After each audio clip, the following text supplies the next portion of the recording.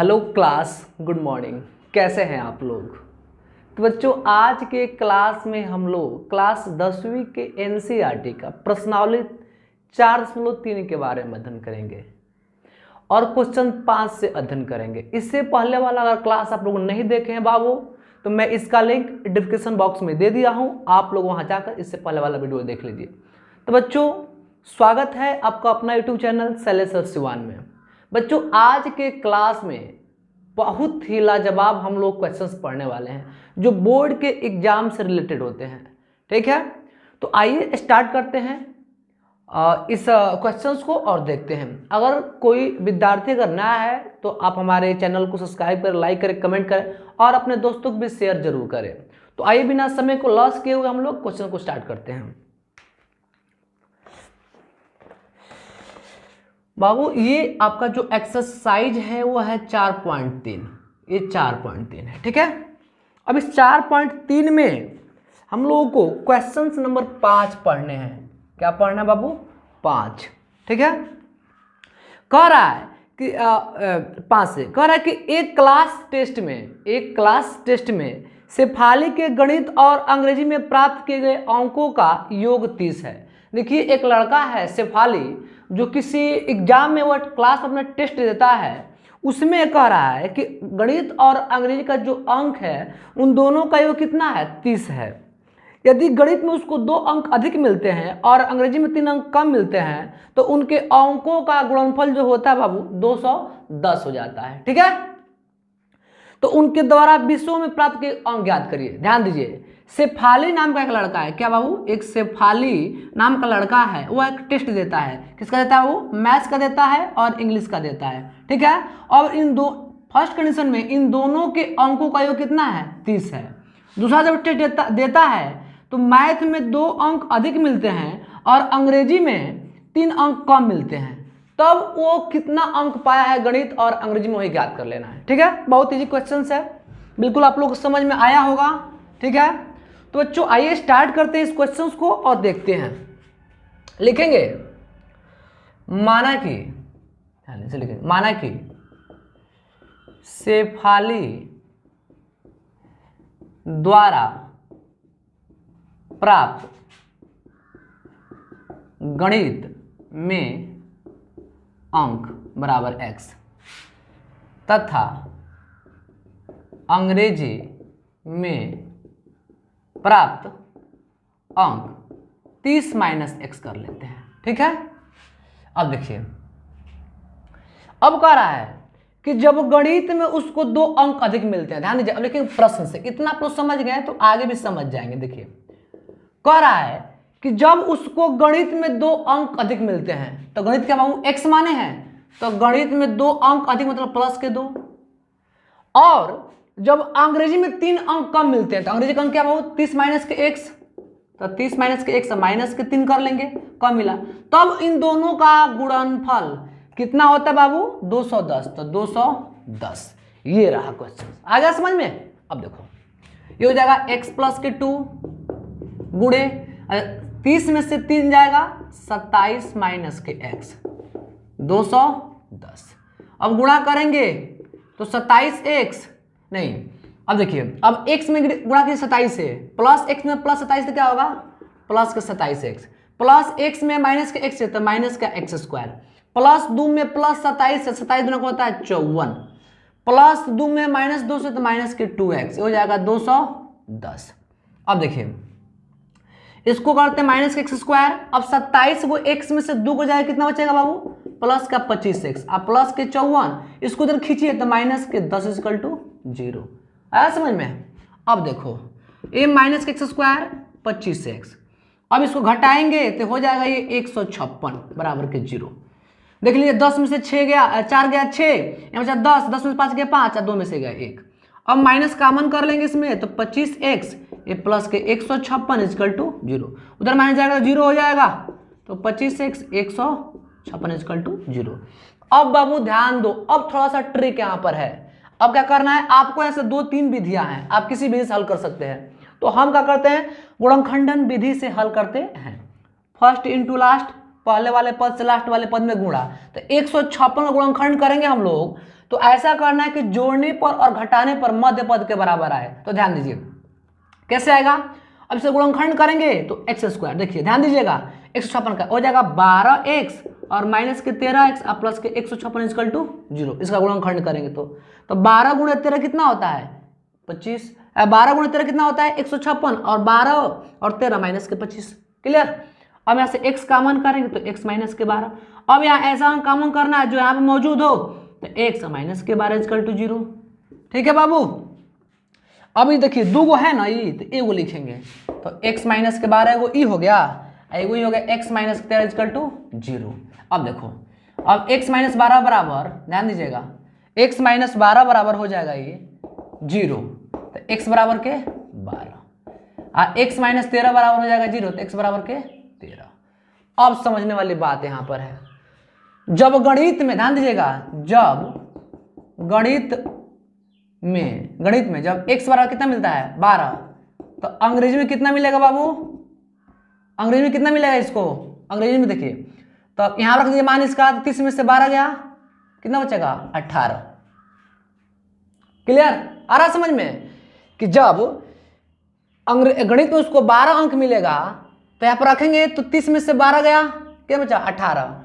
और जब गणित में x बराबर 13 रखते हैं तो अंग्रेजी में कितना मिल रहा है उसको, अंग्रेजी में 17। ठीक है, तो ये आंसर हुआ। ठीक है बाबू, इसको आप लोग नोट करिए, फिर अगला क्वेश्चन बता रहे हैं।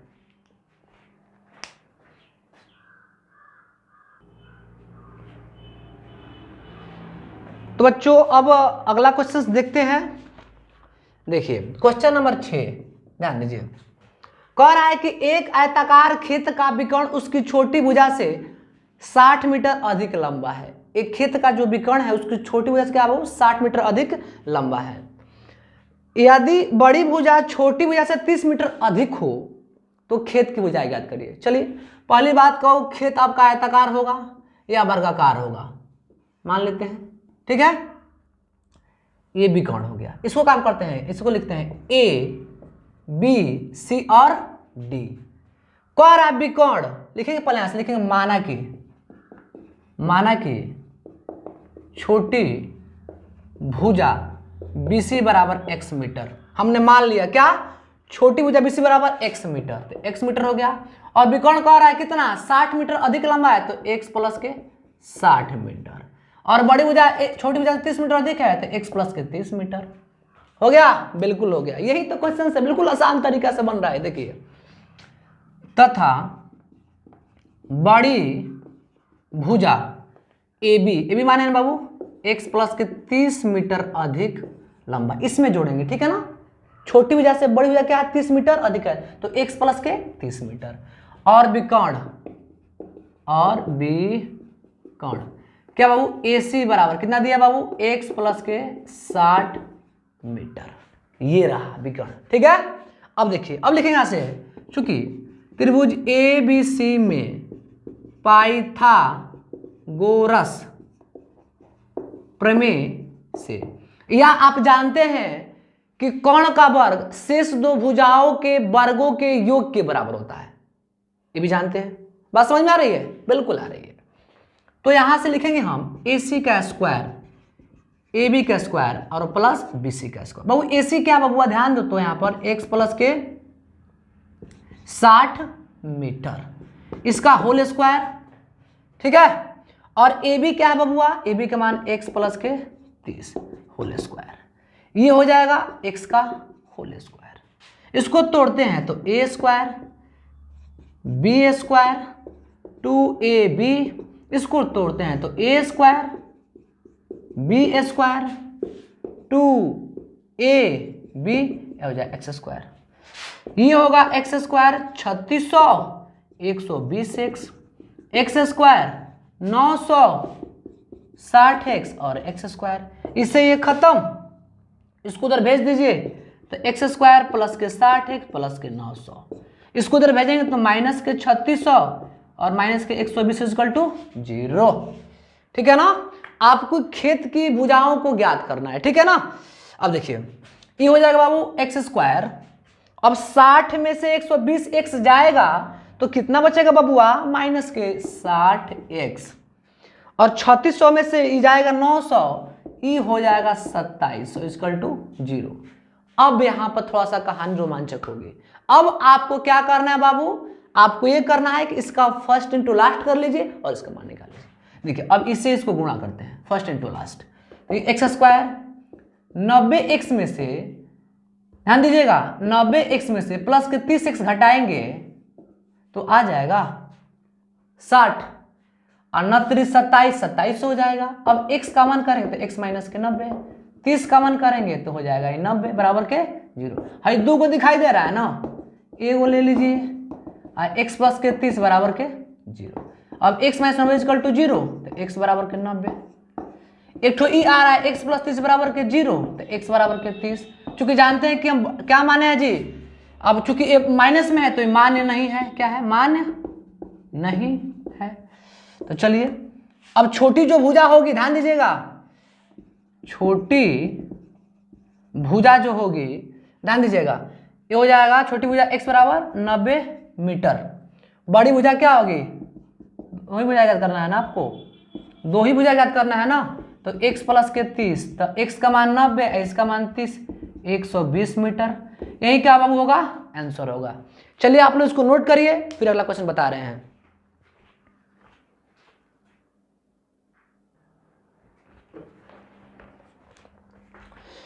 तो बाबू देखते हैं अगला क्वेश्चंस नंबर हम लोग देख रहे हैं बाबू, ये क्वेश्चंस नंबर है 7। वाह क्या बात है, समझ में आ रहा है आप लोगों को ना। अब देखिए कह रहा है कि दो संख्याओं के वर्गों का अंतर कितना है, 180 है। देखिए आप लोग किताब लेकर बैठ जाइए और देखिए ध्यान से कि दो संख्याओं के वर्गों का जो अंतर है 180 है। छोटी संख्या का वर्ग बड़ी संख्या का 8 गुना है, तो दोनों संख्याएं याद करिए। चलिए हम लिखते पहले यहां से, माना कि बड़ी संख्या बराबर x तथा छोटी संख्या बराबर के 8x। मान लिया हमने कि बड़ी संख्या क्या बाबू, माना कि हमने कि बड़ी संख्या x तथा छोटी संख्या 8x। चलिए अब लेते हैं प्रश्न से, बाबू ध्यान दो, प्रश्न से क्या कह रहा है ये कि बड़ी संख्या का वर्ग छोटी संख्या का क्या है, 8 गुना है, तो 8 हुआ। अब इन दोनों संख्याओं का जो वैल्यू दे रहा है अंतर, तो देखिए तो खींचेगा होगा x स्क्वायर माइनस के 8x। अब कह रहा है इन दोनों संख्याओं का अंतर दिया है किताब में 180, तो 180 आ रहा है समझ में, बिल्कुल आ रहा है। अब हो जाएगा x स्क्वायर माइनस के 8x माइनस के 180 इक्वल टू 0। अब बबुआ इसका हम लोग कर लेंगे फर्स्ट इंटू लास्ट, मतलब कि पहले वाले पद से लास्ट वाले पद में गुणा, तो 180 होगा और 180 गुणनखंड करेंगे हम लोग ऐसा कि जोड़ने और घटाने पर माइनस के 8x आना चाहिए। तो ये हो जाएगा माइनस के 18x प्लस के 10x माइनस के 180 इक्वल टू 0। 18x में से 10x जाएगा माइनस के 8x। क्लियर, बहुत बढ़िया। अब x का मन करेंगे तो माइनस के 18 और 10 का मन करेंगे तो माइनस के 18 इक्वल टू 0। अब x माइनस के 18 और x प्लस के 10 इक्वल टू 0। अब x माइनस के 18 बराबर के 0, तो x बराबर के 18 ये वैल्यू हुआ, और x प्लस के 10 इक्वल 0, तो x बराबर माइनस के 10। तो चूंकि जानते हैं कि x को बड़ी भुजा माने हैं, तो जेन्युइन से कि छोटी से ज्यादा अधिक होगी, इसलिए माइनस तो हो नहीं सकता है, लेकिन मान्य नहीं है। अब देखिए अब इसमें रख लीजिए, तो अब x स्क्वायर बराबर 8x, यही ना माने थे बाबू, तो 18 और 8 और 18 गुणा करेंगे बाबू तो हो जाएगा 144। x स्क्वायर बराबर 144। अब x का करेंगे रूट में तो 144, तो x बराबर प्लस माइनस 12। अब ध्यान दीजिएगा, अब क्या कह रहा है कि जब बड़ी संख्या जब 18 होगी, ध्यान दीजिएगा बड़ी संख्या, ध्यान दीजिएगा 18, तो छोटी संख्या क्या होगी 12। और जब बड़ी संख्या माने 12 पर 18 हो जाएगी और एक होगा, आप ऐसे लिख लीजिएगा 18 पर 12 और 18 पर माइनस के 12, ये आंसर हो जाएगा। ये दो मान हो जाएंगे x के, किसके मान होंगे बाबू, एक्स के, जब 18 पर 12 और 18 पर माइनस के 12 दोनों को लेंगे। तो इस प्रकार से आपका आंसर हुआ। आप लोग आंसर भी चेक कर सकते हैं आपके बुक्स में कि बिल्कुल सही है कि गलत है, डाउट ना रहना चाहिए बाबू। देखिए बिल्कुल आ रहा है 18 पर 12 और 18 पर माइनस के 12, बिल्कुल सही जवाब। ठीक है बाबू, तो इस क्वेश्चन को आप लोग लिखिए, फिर मैं अगला क्वेश्चन आप लोगों को मैं बता रहा हूं, जल्दी करिए, फास्ट करिए।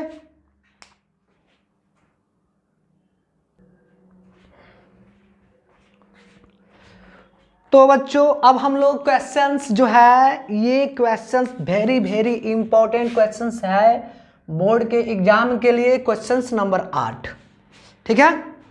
कह रहा है कि एक रेलगाड़ी एक समान चाल से 360 किलोमीटर की दूरी तय करती है।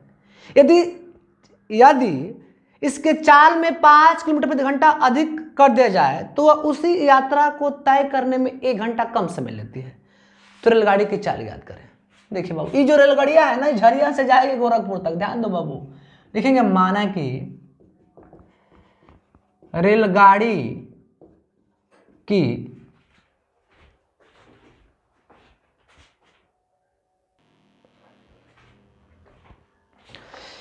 तो बाबू क्या लिखेंगे, माना कि रेलगाड़ी की चाल बराबर x किलोमीटर प्रति घंटा, ठीक है ना।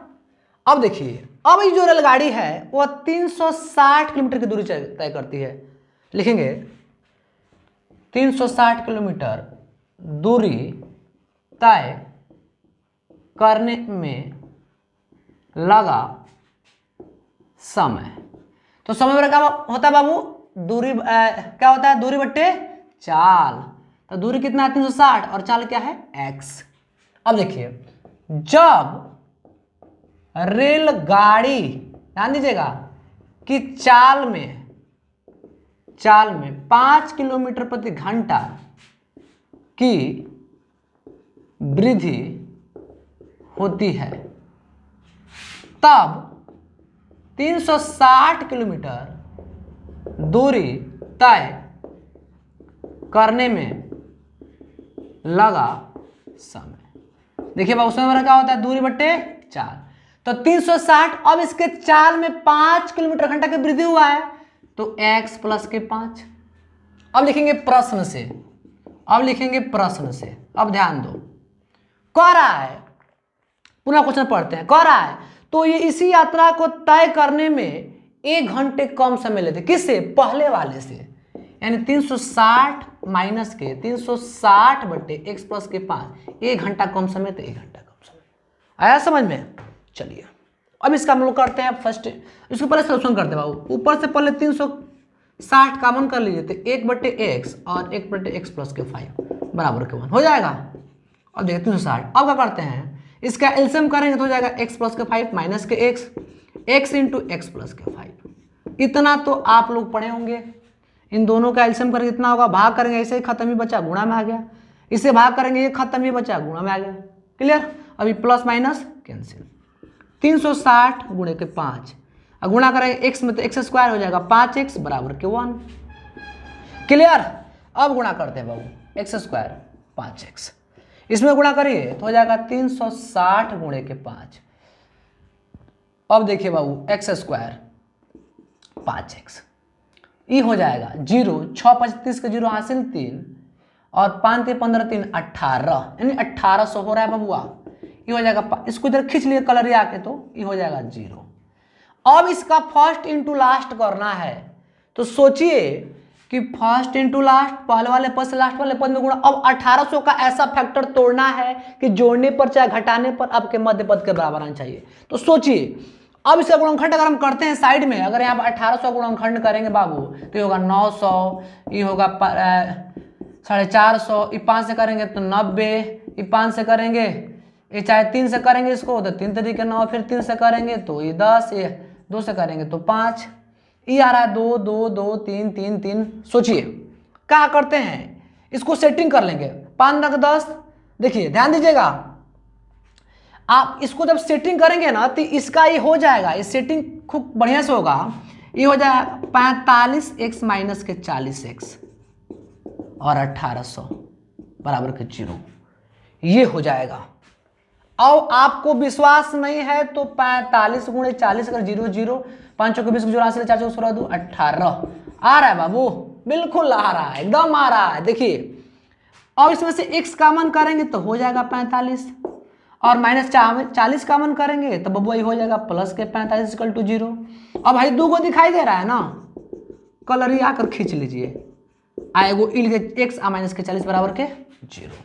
अब देखिए x प्लस के 40 = 0 तो x बराबर के माइनस के 40, ये क्या है, ये मान्य नहीं है। पढ़ाएं आप लोगों को, क्योंकि 4 माइनस में तो जाएगा नहीं, तो ये 45 होगा, ये 45 होगा 45 और x माइनस के 40 बराबर के 0 तो x बराबर के 40 ये होगा। मतलब कि जो रेलगाड़ी की चाल होगी बाबू वह होगा 40 किलोमीटर प्रति घंटा। बात समझ में आ रही है? तो इस प्रकार से क्वेश्चन सॉल्व होते हैं। मुझे पूरा उम्मीद और विश्वास है कि आप लोगों को ये सब क्वेश्चन समझ में आ रहे हैं। तो बाबू फटाफट इसको नोट करिए, जल्दी फास्ट।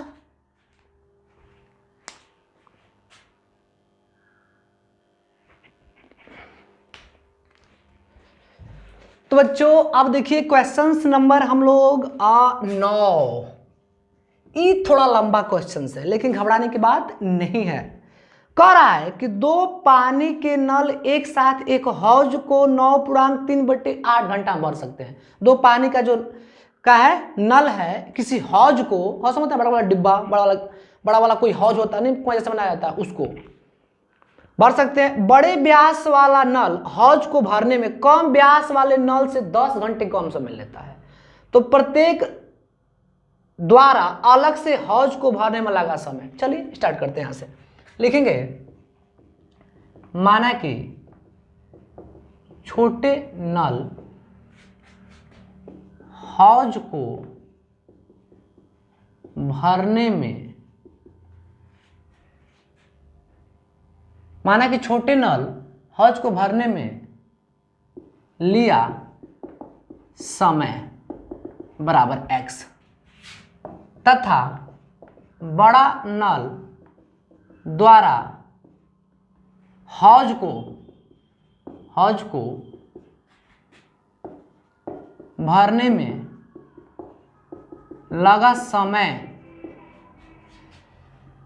बराबर, कह रहा है कि छोटा वाला से बड़ा वाला क्या होगा, 10 घंटे कम समय ले रहा है, तो x माइनस के 10 इतना कम लिया। ठीक है, अब देखिए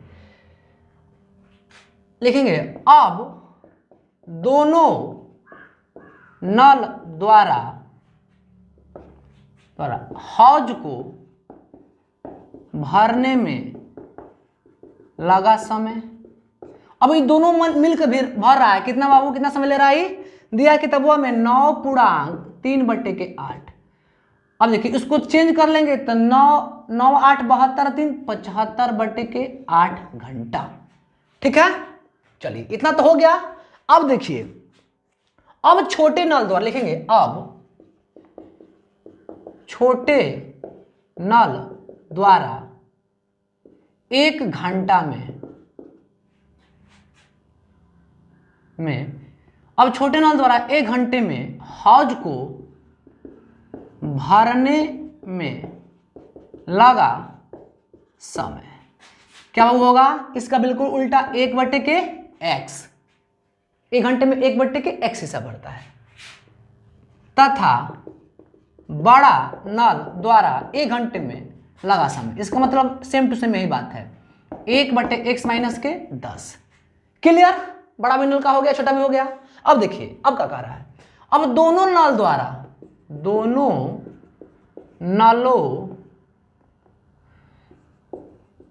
द्वारा हौज को भरने में लगा, अब दोनों नलों द्वारा 1 घंटे में हौज को भरने में लगा समय क्या हुआ 1 घंटे में। तो देखिए अब इसका भी उल्टा हो जाएगा, ये जो 8 है इसका उल्टा हो जाएगा, तो 8/75। ठीक है, ये रहा क्वेश्चन। अब देखिए, अब ये क्वेश्चन स्पष्ट रूप से कह रहा है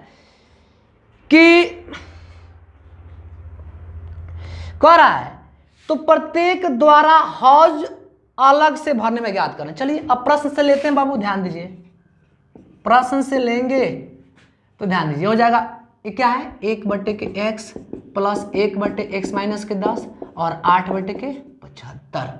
ठीक है, चलिए इसका एलसीएम करते हैं तो हो जाएगा x माइनस के 10 हो जाएगा x, हो जाएगा x इंटू एक्स माइनस के 10 8/75, 2x 10 हो जाएगा x स्क्वायर 10 8/75।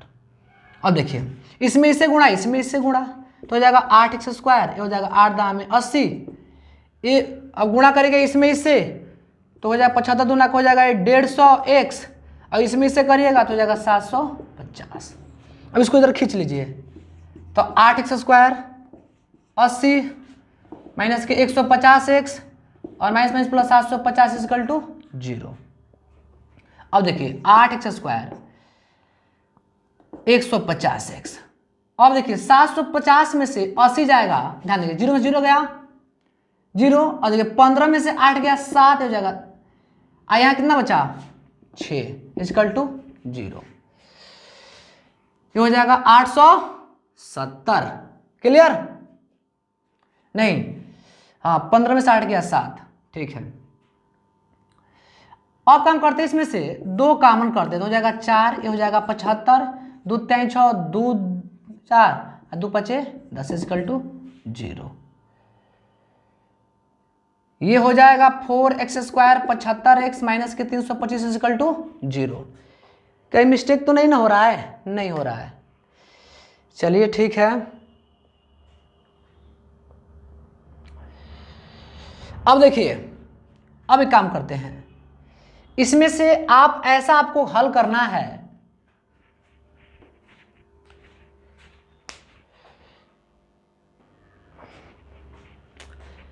देखो बाबू देखो थोड़ा सा यहाँ लग रहा है मिस्टेक हुआ था, हमने यहाँ पर छोड़ दिया था कि x में x गुणा x स्क्वायर और x में 10 करेंगे 10x हो जाएगा, ठीक है ना।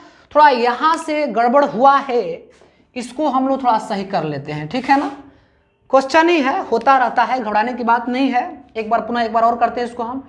अब इसमें से गुणा करेंगे तो हो जाएगा 8x स्क्वायर, और ध्यान दीजिए 8 दाएं में 80x, इसमें करेंगे तो 150, 75 दूना का 150x, करेंगे 750। चलिए बाबू अब थोड़ा सा कायदे से इसको इधर खींच लीजिए तो हो जाएगा 80x, इधर खींचेंगे तो माइनस के 150, ठीक है, और इधर आएगा तो प्लस के 750 इक्वल टू 0। अब देखिए ये 8x स्क्वायर 80 हो जाएगा, 80x, देखिए फिर x यहाँ छूट रहा है x, अच्छा चलिए ये कितना हो जाएगा 230 हो जाएगा ना x, और ये हो जाएगा 750 इक्वल टू 0। इसमें से काम करते हैं हम लोग, इसमें से हम लोग 2 कॉमन करते हैं, 2 कॉमन कर लेंगे तो 2 कॉमन करेंगे तो हो जाएगा 4x स्क्वायर, 2 कम 2 2 3 2 कम 2 2 कम 2 5 10x, और ये हो जाएगा 2 3 6 1 2 7 14 2 5 10 इक्वल टू 0, यानी 4x square 115x 375 equal to 0। चलिए इतना तो हो गया बाबू। इसका फर्स्ट इंटू लास्ट करेंगे, इसमें उसमें गुणा करेंगे तो ये हो जाएगा 100x माइनस के 15x प्लस के 375 इक्वल टू 0। अब इसमें से 4x कॉमन करेंगे तो x ये हो जाएगा 25, इसमें से 15 कॉमन करेंगे तो ये हो जाएगा 25 इक्वल टू 0। अब x माइनस के ये 2 है तो 1 लिखेंगे, ये 4x माइनस के 15 इक्वल टू 0, ठीक है। यहां तक तो समझ में आप लोग को आ रहा है, थोड़ा सा वहां मिस्टेक हो गया था, लेकिन आप लोग उसको थोड़ा देख सोचेंगे नहीं, क्योंकि मिस्टेक होता रहता है, कभी कभी हो जाता है, होता नहीं रहता है, कभी कभी हो जाता है। तो बच्चों थोड़ा इस बात पर वो ध्यान नहीं देंगे, क्वेश्चन ही है, हो जाती है गड़बड़ियां, लेकिन घबराने की बात नहीं बाबू। अब देखिए अभी हो जाएगा 4x माइनस के 25 इक्वल टू 15 इक्वल टू कितना होगा बाबू 0, 15 तो x बराबर 15/4, चूंकि ये मान्य नहीं होगा, क्या है मान्य नहीं है, क्योंकि ये पूर्णांक में नहीं आ पाएगा, समझ में आ रहा है ना। अब देखिए अभी लेंगे x माइनस के 25 इक्वल टू 0, तो x बराबर के 25 ये मान्य होगा, ठीक है ना। तो आपको अब ज्ञात करना है क्या होगा, ये एक होगा 25 x का वैल्यू, और 25 में से 10 घटे कितना हो जाएगा 15। मतलब कि बड़ा जो छोटा नल है वह 25 घंटे समय लेगा और जो बड़ा जो नल है वो 15 घंटे समय लेगा। तो इस प्रकार से बाबू ये क्वेश्चंस आपके सॉल्व हो रहे हैं, ठीक है ना। मुझे पूरा उम्मीद और विश्वास है कि आप लोगों को समझ में आ रहा है। अगर किसी विद्यार्थियों को समझ में नहीं आता है तो कमेंट बॉक्स में कमेंट्स जरूर करें, ठीक है बाबू। तो इसको आप लोग नोट कर लिए होंगे। अगला क्वेश्चन बता रहे हैं।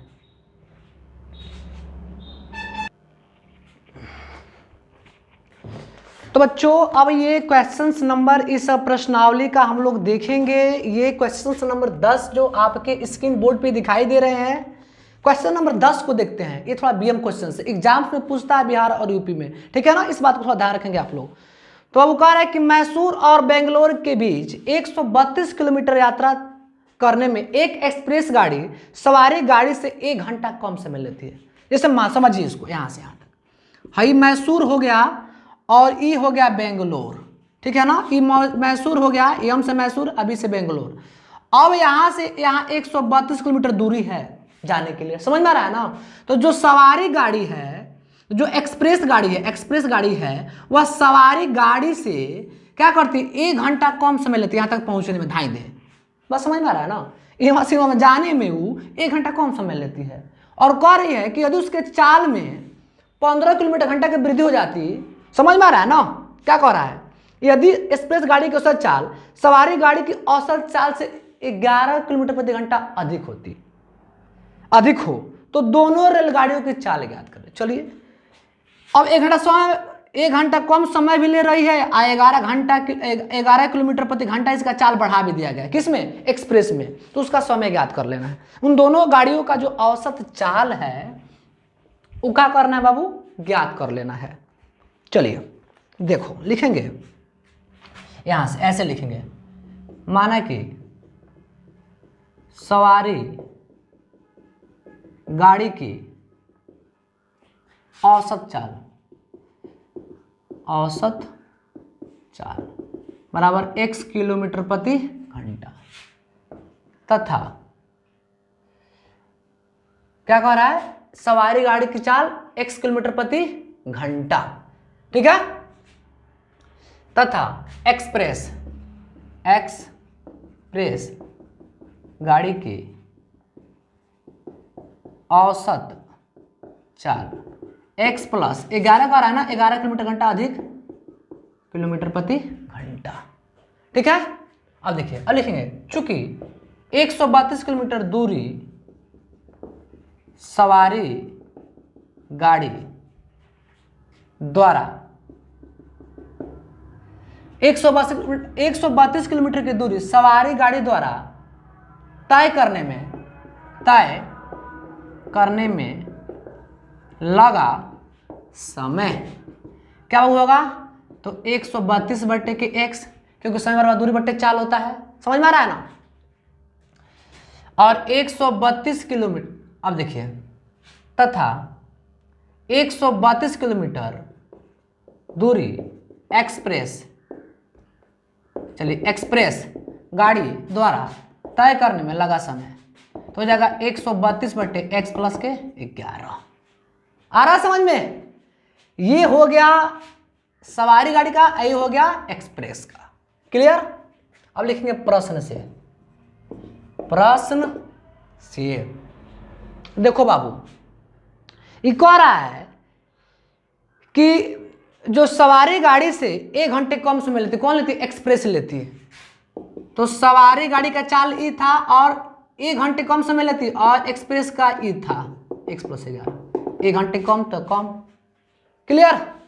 चलिए अब 132 कामन करेंगे यहाँ, तो 1 बट्टे x हो जाएगा x बट्टे 11 बराबर के 1। 132 x प्लस 11 माइनस के x इंटू एक्स प्लस के 11 बराबर के 1। अब देखिए 132, ये प्लस माइनस खत्म, गुणे के 11, गुणा करेंगे तो x स्क्वायर और 11x 1। अब 132 गुणे के 11, ये x स्क्वायर 11x बराबर के 1, सेटिंग कर लिया। गुणा करेंगे इसमें तो x स्क्वायर प्लस 11x, इसमें गुणा करेंगे 11 दूना 22 का 2 हासिल 1, 11 33 और 2 35 का 5 हासिल 3, और 11 का में 11 और 3 14। ये हो जाएगा x square 11x 1452 equal to 0। अब देखिए बाबू, अब 1452 का क्या करना है आपको, ध्यान दीजिए, फैक्टर तोड़ना है। तो इसका फैक्टर होगा बाबू 44x 33x 1452 इक्वल टू 0। आप लोग गुणा करके देख लीजिएगा, अगर भरोसा नहीं यहाँ पर है तो गुणा करके 4 ते 12 2 ले 4 ते 12 13, ये भी हो जाएगा 2 3 1 2 6 4 और 1 सॉरी 5 आ रहा है ना, बिल्कुल सही टू सही आ रहा है। बिल्कुल आसान है, कुछ बड़ी बात नहीं है, बिल्कुल आसान होता है ये चीज़ हल करना। x कॉमन करेंगे तो x प्लस के 44, 33 कॉमन करेंगे तो x प्लस के 44, ये दो गो है तो एक गो लिखेंगे x प्लस के 44 और x माइनस के 33 इक्वल टू 0। ये होगा x प्लस 44 बराबर के 0, x बराबर माइनस के 44 जो मान्य नहीं है। जब ये प्लस माइनस में क्या होगा, मान्य नहीं है क्योंकि ऋणात्मक मान्य होगा। x बराबर के 33 इक्वल टू 0, ध्यान दीजिए। तो ये हो जाएगा x बराबर के 33। तो अब काम करेंगे, अब ध्यान दीजिए, अब लिखेंगे सवारी गाड़ी का जो चाल होगा, सवारी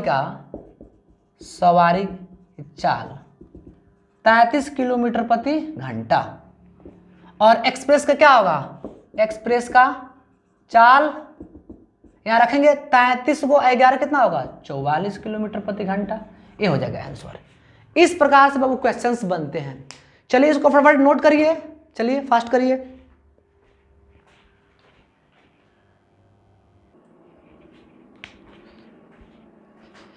तो बच्चों अब ये आपका क्वेश्चंस नंबर जो 11 है उसको देखते हैं।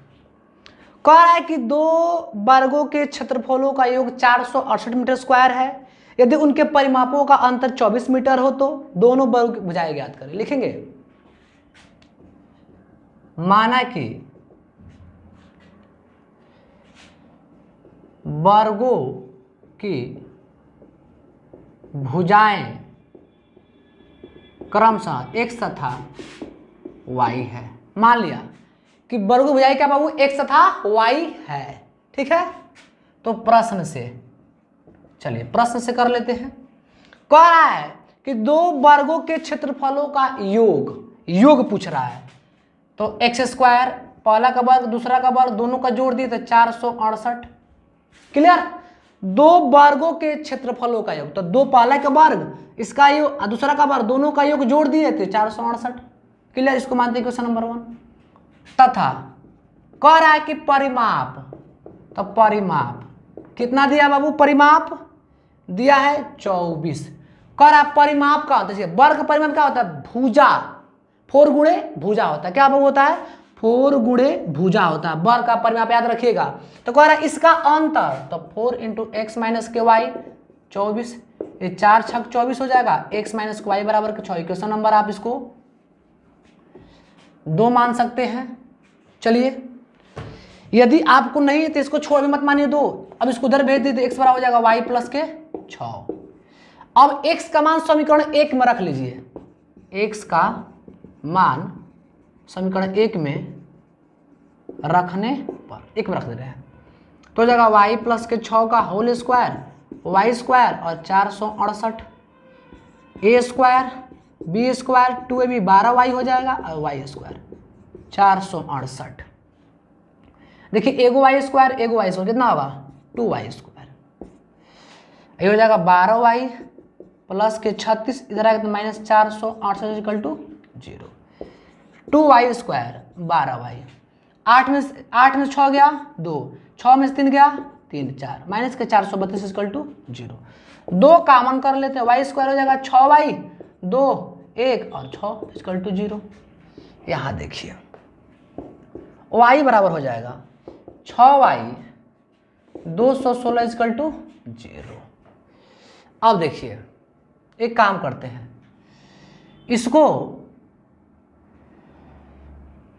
इसका फर्स्ट लास्ट करेंगे। ध्यान दीजिएगा 18 गुणे के 12 हो जाएगा।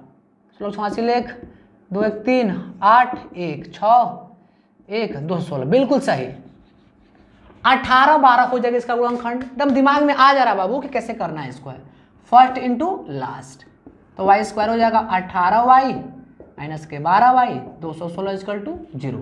और किसी विद्यार्थी को गुणनखंड समझ में नहीं आ रहा है तो इससे पहले वाला वीडियो देख लीजिए, समझ में आ जाएगा, ठीक है ना। y हो जाएगा 18, 12 हो जाएगा 18, 0, y प्लस के 18 y माइनस के 12 इक्वल टू 0, y प्लस के 18 इक्वल टू 0, तो y बराबर के 18 माइनस के, जो कि मान्य नहीं है। अब देखिए y माइनस के 12 इक्वल टू 0, तो y बराबर के 12, ये मान्य है। अब एक बात आती है, ध्यान दीजिएगा। अब यहाँ पर अब y बराबर रखिए, अब x बराबर क्या है, y प्लस के 6, तो y के मान 12 प्लस के 6 कितना हो जाएगा 18। अब x बराबर 18 पर y के मान कितना मिला था 12, यानी 18 पर 12, ठीक है। इस प्रकार से ये क्वेश्चंस बना आपका, इस प्रकार से आंसर होता है। इसका आंसर चेक कर लेते हैं हम लोग हैं, कितना आया हुआ है, ठीक है, बिल्कुल 18 पर 12, बिल्कुल सही जवाब है। तो बच्चों इस प्रकार से आपके सारे क्वेश्चंस क्या हुए, सॉल्व हुए। मुझे पूरा उम्मीद और विश्वास है कि आप लोग को समझ में आया होगा। अगर किसी विद्यार्थी को समझ में नहीं आया होगा तो बाबू कमेंट बॉक्स में कमेंट जरूर करें। हो सकता है कि मैं और बेहतर समझाने की कोशिश करूं आप लोगों को। जब तक आप लोग अपना फीडबैक नहीं दीजिएगा हम कैसे जाने कि आप लोगों को समझ में आ रहा है कि नहीं आ रहा है। ठीक है विद्यार्थियों, फिर मिलते हैं अगले क्लास में, तब तक के लिए जय हिंद।